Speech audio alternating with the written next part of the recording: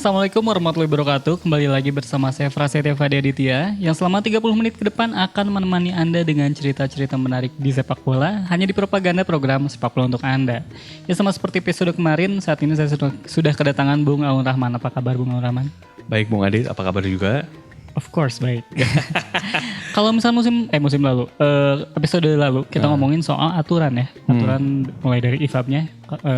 Sebagai informasi, IFAB itu merupakan badan yang membuat aturan-aturan di sepak bola ya. Meregulasi aturan sepak bola. Meregulasi aturan di sepak bola. Nah, ada banyak aturan yang sudah dilakukan oleh IFAB ya. Nah, salah satunya adalah kenapa dia membuat aturan. Kalau kata Bung Aun ini harus ada kasusnya dulu. Yang berarti harus ada korbannya dulu karena saat itu belum diregulasikan ya. Nah, salah satunya ini yang paling menarik adalah soal teknologi garis gawang. Yang salah satunya juga dipicu karena golnya Frank Lampard yang tidak disahkan di Piala Dunia 2010 ya. Yeah. Waktu lawan Jerman. Nah, kalau menurut aku nih, teknologi garis gawang itu gimana sih? Penting gak sih? Esensial gak? Kalau buat saya, goal line teknologi itu esensial. Karena sering kejadian banget bagaimana bola tuh belum masuk garis gawang ternyata dianggap gol. Ada bola yang udah nyari lewat garis gawang tapi gak dianggap gol. Karena untungnya kayak misalnya contoh waktu final Piala Dunia 2006 Italia lawan Prancis, wasit bisa aja gak ngesahin gol penaltinya Zinedine Zidane ke gawangnya Buffon, itu kan membentur tiang, mantul keluar lagi. Untung wasitnya jeli gitu. Tapi kan kalau misalnya wasitnya enggak, itu gol bisa gak jadi disahkan. Dan mungkin kejadian pertandingan bakal berjalan beda. Kalau menurut saya goal line teknologi ini esensial karena banyak banget, gak cuma di Eropa, di Indonesia berapa kali. Termasuk waktu Persib lawan Persija di Solo, gimana Ezekiel bahkan udah lewat banget itu mah. Tapi gak dianggap gol kan karena keluar lagi. Itu yang jadi masalah, tapi yang jadi ribet adalah kenapa kemudian dipakai goal line teknologi ini jarang dipakai di negara lain ya karena lebih mahal mungkin ya. Bahkan kan kalau nggak salah di Liga Champions pun tidak digunakan karena di beberapa negara Eropa Timur kan nggak sanggup pasang. Iya nggak sanggup pasang stadion, kan. Kayaknya itu emang mahal karena satu harus masang chip di bola, dua harus masang sensor di gawang, dan itu mahal. Belum gitu. Yang kalau sensornya pakai kamera kan. Ya belum lagi kalau sensornya pakai kamera, itu kan juga mahal gitu. Kebayang sih kalau bolanya out ke penonton dan penonton gak dibalikin. Nah, kalau penonton gak dibalikin kan. Mahal bola juga. Pantel, ya. Ada chipnya di dalamnya, itu kan jadi mahal gitu. Esensial tapi sayangnya mahal buat saya. Esensial sekali, terutama terkait keberjalanan pertandingan. Tapi di satu sisi emang mahal dan gak bisa di-afford sama negara-negara lain. Makanya negara-negara lain mengakalinya dengan masang wasit gawang kan. Buat ngelihat ya wasit keempat dan kelima yang di gawang masing-masing buat ngelihat garis gawang udah gol atau belum, sama kadang-kadang juga ngebantuin offside line juga. Namun kalau tadi kita bilang soal goal line teknologi ya, itu kan menurut Aun esensial tapi minusnya adalah mahal. Cuma menurut Aun cukup nggak sih? Karena kan pada akhirnya bukan cuma golnya gitu, kadang prosesnya juga harus kelihatan ketangkap sama wasit kan. Menurut Aun cukup nggak sih sama goal line teknologi? Goal line teknologi akan cukup ketika berbicara apakah bola itu sudah melewati lewat atau enggak. Tapi kalau misalnya proses-proses lain sepertinya butuh yang lain gitu Bung Adit. Karena goal line teknologi akan tadi esensialnya ya cuman itu, ngecek apakah bola sudah masuk lewat atau belum gitu. Cuman itu emang jadi penting ya karena kan sepak bola itu tujuannya memang ngelewatin itu. Cuma masalah lainnya adalah saat ya banyak hal lain di luar proses yang garis itu gitu kan. Dan penggunaan wasit yang di belakang gawang pun sebenarnya kan dia bisa aja lagi ngalindur gitu kan. Karena bola kan cepet banget kan itu betul. Dan memang butuh teknologi dan pada akhirnya mungkin ini yang jadi dasar juga kenapa munculnya VAR kan. Ya, betul, sepakat. VAR sendiri sebenarnya ya gimana sih sistem penggunaannya tuh? Jadi itu kan sebenarnya adalah menambah tujuannya membantu kinerja wasit dengan adanya tayangan ulang dalam mode yang lebih cepat, relay dengan lebih cepat kejadian yang terjadi di lapangan.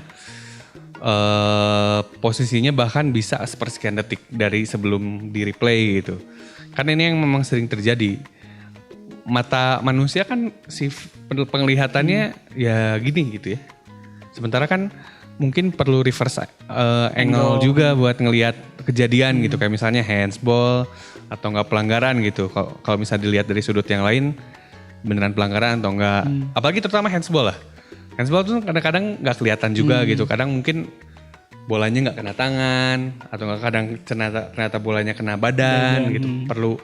Perlu teknologi lah untuk melihat itu. Cuman emang sayangnya saya juga sepakat sama banyak orang yang bilang mencederai purity-nya sepak bola, karena kan akhirnya jadi stop dulu buat ngelihat VAR atau enggak ada si keputusan-keputusan kontroversial tuh dia bumbunya sepak bola juga tuh. Dan ini emang kalau saya sebagai wasit ya, saya pasti harusnya saya kebantu sih sama VAR, karena kalau kita main bola, kadang kita yang main bolanya aja kadang merasa disorientasi gitu dengan lapangan yang besar. Nah, iya. Apalagi si wasit gitu, dia udah harus lari ke arah yang benar, harus merhatiin kejadian kan gitu.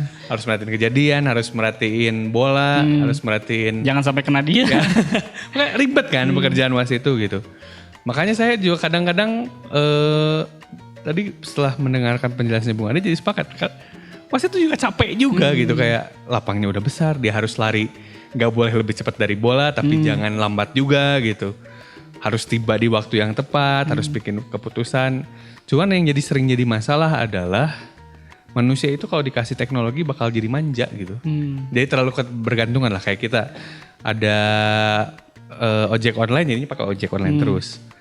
Sama kayak wasit, yang saya takutkan adalah semua keputusan akhirnya harus VAR terus gitu. Padahal wasit itu sebenarnya punya hak prerogatif untuk mutusin nggak mesti lihat VAR gitu. Namun sebenarnya ya, kalau saya nggak salah ingat ya, kan VAR itu memang tidak untuk semua kan. Iya. Ada beberapa kejadian aja kan. Nah itu tuh apa aja sih Un? Wah, saya lupa kalau itu. Kalau nggak salah apa ya, penalti, offside, kartu merah ya kalau nggak salah. Kartu merah. Terutama di kejadian-kejadian yang potensi untuk terjadi kontroversial. Ya, tadi penalti, offside, kartu gitu. Kejadian-kejadian yang mungkin bisa jadi diperdebatkan ke depannya gitu. Nah, cuma kan kalau kita ngelihat nonton di Premier League ya, kadang VAR ini kayak memveto keputusan wasit gitu. Ya, maksudnya itu.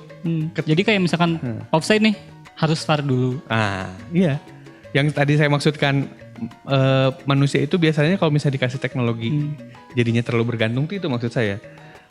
Lama-lama ini kadang-kadang jadinya wasit, yang saya lihat terutama di beberapa pertandingan terakhir Premier League itu, wasit akhirnya terlalu mengandalkan VAR juga. Kalau offsetnya tipis, VAR. Kalau misalnya kartu pelanggarannya juga 50-50, VAR juga. Penalti atau enggak, VAR lagi. Jadinya terlalu mengandalkan VAR gitu. Padahal mereka sebenarnya punya kuasa, punya otoritas untuk langsung bikin keputusan itu gitu. Oke, tahan dulu. Jangan kemana-mana, tetap di Propaganda, program sepak bola untuk Anda.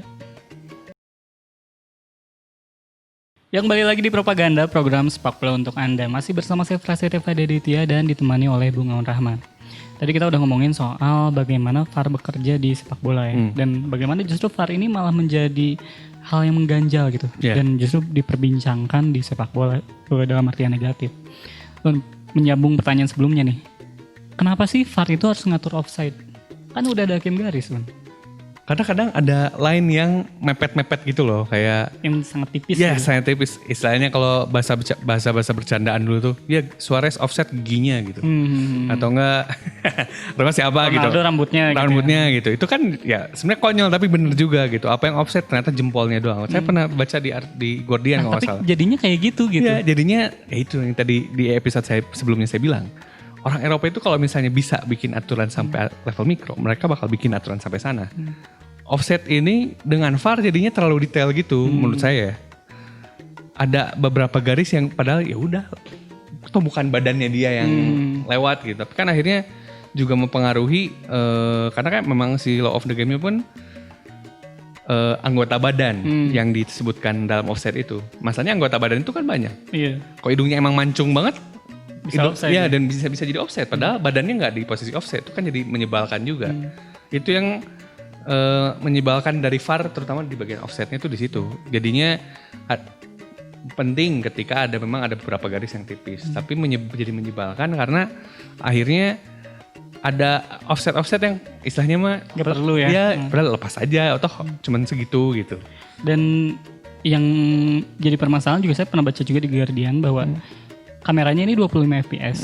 Sementara kecepatan pergerakan pemain itu jauh lebih cepat dari FPS-nya kamera gitu. Makanya, Jadi itu juga jadi masalah tidak kan. ketangkap kan gitu si momen apakah dia offside atau enggaknya tuh. Belum lagi kan ada operatornya kan, dia nggak otomatis gitu. Kalau aku nonton MU lawan Bournemouth itu bahkan dilihatin secara live gimana sih operatornya menentukan dia offside atau enggak. Dan memang peluang terjadinya kesalahan di situ tuh besar. Jadi besar kan? Besar juga gitu di offside. Kayak misalnya dia harus ngeklik apakah itu offside atau enggak, tapi dia lagi haus gitu. Kan pasti minum dulu gitu baru ngeklik. Atau enggak dia pengen garuk dulu baru ngeklik. Itu kan kesalahan manusiawi sebenarnya. Jadi VAR pun sebenarnya juga potensi terjadi kesalahan juga gitu. Enggak jadi perfect banget gitu juga gitu menurut saya. Nah kalau misalnya perhatikan ya, kalau wasit di Premier League kan agak beda sama di Serie A misalnya. Saat VAR muncul kan kalau di Serie A tuh suka langsung ke layar ya. Kalau di Premier League kan dia cuma kayak berdiri di tengah gitu, nungguin, ngobrol. Oh ya gitu, ngasih keputusan. Dan salah satunya adalah soal pelanggaran. Pertanyaannya adalah kenapa VAR juga mengatur soal pelanggaran? Dan kalau di Premier League ya, dia diaturnya kok justru sama wasit operator ya, bukan sama wasit di lapangan. Padahal kan wasit itu memang punya hak prerogatif gitu. Itu yang memang jadi pertanyaan Bung Adit. Karena kan mau gak mau yang menentukan dalam posisi decision making ya, menentukan hukumannya gitu. Sebenarnya di wasit utama. Yang jadi heran kenapa kemudian yang menentukan itu pelanggaran atau enggak justru wasit operator kamera gitu. Menurut saya harusnya wasit tengah pun punya, ya udah kalau misalnya ternyata menurut dia nggak pelanggaran ya udah nggak pelanggaran. Itu memang menjadi masalah lain adanya VAR di Liga Inggris itu juga gitu. Wasit tengah akhirnya jadi terlalu bergantung sama wasit operator. Padahal yang diam di lapangan, yang berdiri, yang lari-lari kan si wasit tengah ini gitu. Bukan wasit yang diam di ruangan operator gitu. Namun sebenarnya kan kalau kita bicara soal wasit ya, saya kan dari dulu pengen jadi wasit sebenarnya dibanding jadi pemain bola. Karena ya keren aja gitu kan. Cuma ngelihat ada kayak wasit dia dibayar cuma 150.000 gitu terus diinjek mukanya. Oh iya itu beritanya saya kan lihat. Ngeri ya gitu kalau kita jadi wasit di Indonesia. Belum lagi kalau misalkan ada cerita di wasit di Inggris gimana wasit itu bukan jadi pendapatan utamanya lah gitu, pekerjaan utama, karena memang ya dia bergantung sama pertandingan aja kan gajinya. Dan di sisi lain dia bebannya kan sangat besar sekali gitu. Dia itu bukan cuma memimpin pertandingan tapi kan dia simbol integritas kompetisi lah gitu. Betul. Artinya si operator kompetisi juga dia harus melindungi wasit. Nah menurut Aun apakah VAR ini memang diciptakan untuk melindungi wasit atau justru malah bikin nambah kontroversi sih? Dua-duanya. Melindungi wasit dalam artian mendukung keputusan dia ketika misalnya membuat keputusan gitu. Ini kata VAR kayak gini gitu. Tapi di sisi lain juga membuat wasit juga diincar juga gitu. Kenapa membuat keputusan itu gitu. Istilahnya pisau bermata dua lah. Di satu sisi menguntungkan wasit karena dia jadi punya data. Punya base, punya alasan kenapa dia buat keputusan. Tapi di sisi lain juga memberatkan wasit juga. Akhirnya ketika ternyata keputusan dari VAR pun tidak memuaskan, kan dia juga yang kena akhirnya gitu. Dan gimana nih misalkan kalau ada insiden yang gak ke-cover sama kamera VAR. Misalkan kamera VAR-nya kabelnya digigit berit misalkan. Jadi kan mati gitu gak kelihatan. Terus kayak kasus-kasus racial abuse kayak yang biasa terjadi Serie A. Kan itu kadang kalau kata tim kandangnya gitu bilang, enggak saya gak dengar gitu. Cuma pemain dia doang. Nah apa yang harus dilakukan sama wasit? Karena kalau saya ngelihat kejadian-kejadian yang tidak tertangkap oleh teknologi itu justru menunjukkan sisi humanisnya sepak bola Bung Adit. Maksudnya bukan berarti dibiarkan ya. Cuman memang itu yang terjadi karena tidak semua hal bisa semuanya di cover gitu. Kan tidak mungkin nanti di kemudian setiap pemain harus dikasih log masing-masing gitu. Dimana mereka di track lagi ngomongin apapun di MLS itu kan udah mulai diterapkan kan. Pemain dipakein mic, kiper terutama karena mungkin lebih santai gitu buat ngomong, buat bicara dan lain-lain. Tapi kan itu juga susah juga gitu karena terutama trash talk itu kan pasti terjadi gitu. Agak susah juga untuk disiarin di TV ya. Iya, untuk disiarin di TV. Apalagi kan pemain biasanya langsung gini-gini kan kalau lagi ngomong. Padahal kadang-kadang ngomongnya juga gak penting ternyata. Saya baru nanya ke pemain bola, ternyata kadang-kadang gini-gini ngomongnya juga gak penting. Itu yang jadi problem karena karena ya manusia yang bikin. Tidak semua hal bisa tercover. Mau bikin aturan sedetail apapun juga pasti ada ya miss-nya gitu. Kayak racial abuse antar pemain tuh kan yang bisa jadi akhirnya nanti dimasukkan ke arbitrase kan pelaku, korban, sama saksi. Masalah kalau nggak ada saksi gimana? Kayak misalnya ternyata ngaku gitu. Ternyata yang terlibat adalah wing kanan sama back kiri gitu, cuman berdua di situ, nggak ada saksi sama sekali, itu kan sulit juga gitu. Makanya teknologinya juga mesti disesuaikan juga. Dan kalau menurut saya ya dengan hal-hal yang tidak bisa digapai dan juga tidak terjangkau wasit yang menunjukkan sisi humanisnya dari wasitnya juga gitu, dan sepak bolanya juga, betul. Oke, tahan dulu. Jangan kemana-mana, tetap di Propaganda, program sepak bola untuk Anda. Ya, kembali lagi di Propaganda, program sepak bola untuk Anda. Masih bersama saya Prasetya Aditya dan Bung Aun Rahman. Tadi kita udah ngomongin soal VAR ya. Bagaimana VAR ini memang melindungi wasit, tapi juga malah mempersulit juga ya, mempersulit wasit. Nah, pertanyaan lainnya adalah kalau yang saya lihat nih, Bun, VAR ini kok jadi melegitimasi wilayah abu-abu gitu, kayak foul tadi, terus kayak kartu kuning atau kartu merah. Kadang-kadang kan ada wasit kasih kartu kuning, dipanggil VAR, tiba-tiba berubah jadi kartu merah. Meskipun ya kalau menurut saya penonton yang awam ya itu pelanggaran kartu kuning aja lah gitu. Nah, apakah VAR ini pada akhirnya akan mempengaruhi hak prerogatif wasit, Bun? Bisa jadi, tadi kita bahas juga di segmen sebelumnya. Manusia ini kalau dikasih teknologi kemungkinan untuk ketergantungannya besar gitu. Lama-lama bisa jadi timbal balik ya. Di satu sisi wasit harus mempergunakan VAR karena sudah disediakan. Tapi di satu sisi wasit juga jadi bergantung. Harus lihat VAR dulu nih, takut gue salah misalnya. Padahal bisa jadi sebenarnya dia sudah punya keputusan. Karena kan si pendidikan wasit itu dia dididik untuk tidak pakai VAR dulu kan. Mungkin kalau misalnya wasit-wasit yang generasi sekarang mungkin sudah pakai VAR. Tapi kan wasit-wasit kayak John Moss yang gitu-gitu kan. Paulina. Ya gitu, itu kan mereka enggak gitu. Dengan keberadaan VAR ini justru bikin mereka jadi ketergantungan juga. Itu yang jadi masalah kalau buat saya sih. Jadi ketergantungan sama VAR gitu. Sulitnya lama-lama keputusan dia jadi ya akan mempengaruhi si prerogatifnya dia. Cuma kan ini pasti kalau kita ngelihat dari sudut pandang wasit ya, tekanan sama wasit itu kan gede, Un. Betul. Kalau misalkan bener ya dipuji gitu, kalau misalkan salah diinget yang salah-salahnya. Nah, tapi kalau kayak di Premier League atau di beberapa kompetisi lainnya kan itu ada larangan tuh untuk mengkritisi wasit usai pertandingan. Kalau menurut Aun ini langkah yang bagus gak sih? Di satu sisi ya, karena kan misalnya sportivitas ya, ini kan kayak Anda mengkritik hukum gitu. Karena kan si wasit ini ada representasi dari law of the game-nya, dari sepak bola. Di satu sisi kalau misalnya yang mengkritisi wasitnya itu adalah, kalau bahasanya kritik harusnya longgar ya buat saya. Kayak misalnya misalkan tidak tepat gitu ya. Saya rasa keputusan wasit tidak tepat, harusnya nggak masih dapat sanksi. Itu juga wilayah abu-abu lain gitu, Bung Adit. Padahal posisinya kritis. Kalau misalnya ngatain wasitnya goblok ya jangan. Ya jangan. Tapi kalau misalnya cuman mengkritik gitu, mengkritik kinerja gitu. Saya rasa keputusan wasit dalam memberikan penalti tidak tepat karena rasanya pemain saya tidak menyentuh pemain lawan. Itu kan bukan sesuatu yang harm gitu. Harusnya tidak masalah. Cuman itu juga wilayah abu-abu lain dalam sepak bola, terutama terkait wasit. Nah, kan VAR itu hadir untuk sebenarnya ya, untuk meminimalisasi kesalahan kan. Tapi pada akhirnya si VAR ini kan bikin jadi ada drama lagi, Bang. Kalau ingat waktu MU lawan Aston Villa ya, di pekan ke-35 kalau nggak salah, pelanggaran ke Bruno Fernandes kan dikasih penalti. Padahal si Aston Villanya nge-tweet tuh di foto bahwa di garis gitu, sebenarnya di luar.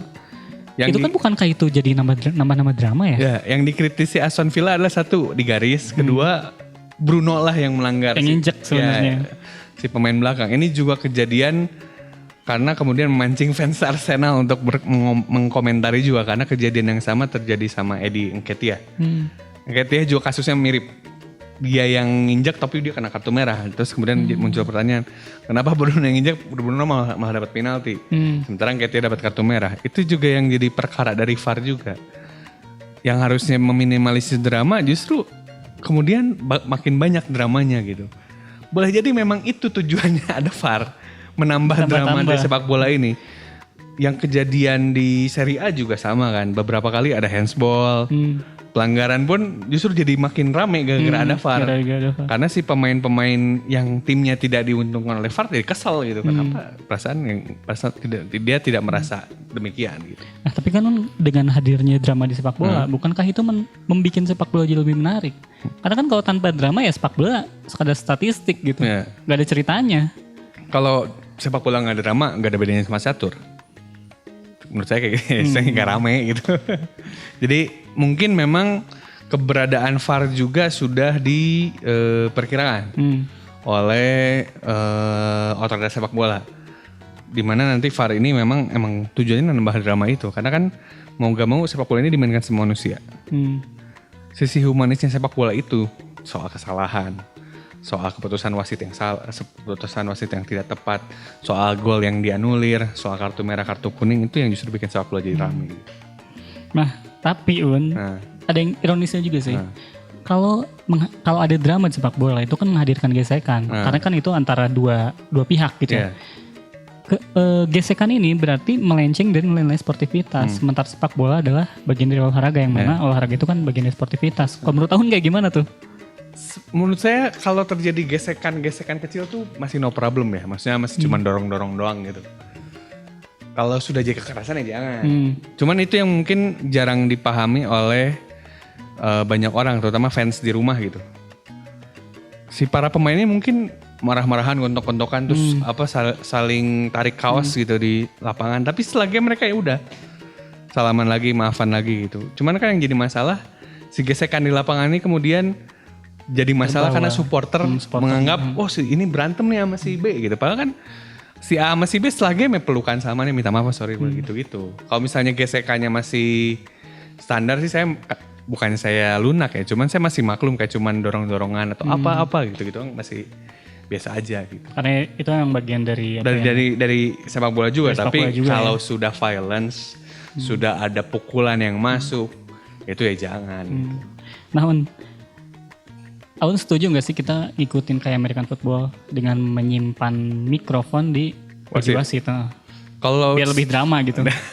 Pasti bakal lebih ramai gitu karena akhirnya dia bisa langsung bikin klarifikasi atau enggak bisa langsung bikin report lah. Secara entertainment, secara industri sangat bagus. Cuman tentunya kan ngeribetinnya dianya juga, ngeribetin wasit dalam bekerja juga. Jadi dia harus berhenti dulu, ngomong dulu dan lain-lain gitu. Nah, kalau menurut Aun nih buat VAR ke depannya apakah ada yang harus diubah atau ya udah tetap kayak gini aja? Saya sih sesuai dengan pembahasan yang tadi ya. Kekuasaan wasit, otoritas wasitnya mestinya harus lebih besar ketimbang VAR-nya gitu. Karena pada akhirnya yang jadi pengadil kan si manusia yang jadi wasit tengah ini, bukan mesin VAR-nya ini gitu. Saya merasanya sih kedepannya mesti peran dari wasit tengahnya juga tetap kayak dulu gitu. Bagaimana otoritasnya besar, gak terlalu bergantung sama si VAR-nya ini gitu. Yon, menarik banget nih bahasan kita soal VAR, tapi gak terasa udah 30 menit kita menemani pemirsa di rumah. Buat pemirsa yang ketinggalan untuk nonton ini, Anda bisa menyaksikannya di YouTube ligalaga.id. Dan jangan lupa untuk selalu menyaksikan Propaganda, program sepak bola untuk Anda setiap hari Minggu pukul 7:30 malam. Saya dan segenap kru yang bertugas undur diri. Wassalamualaikum warahmatullahi wabarakatuh. Salam olahraga.